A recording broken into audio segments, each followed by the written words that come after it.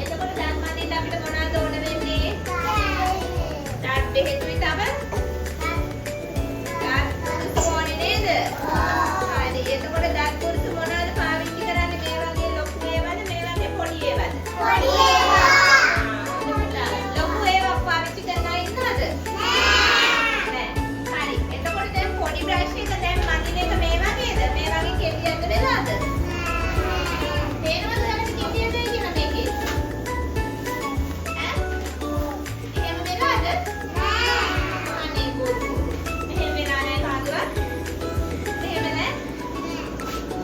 ඔක්කොගෙම කෙටි කෙටිද? ඔක්කොගෙම?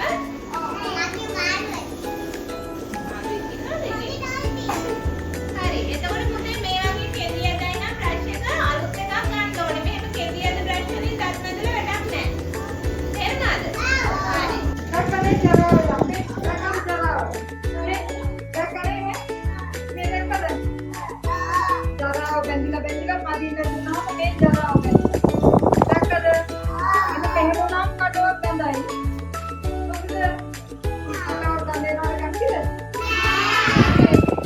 මේ වගේ එකක් අරගෙන මෙහෙම කපන්න ඉස්සරහින්.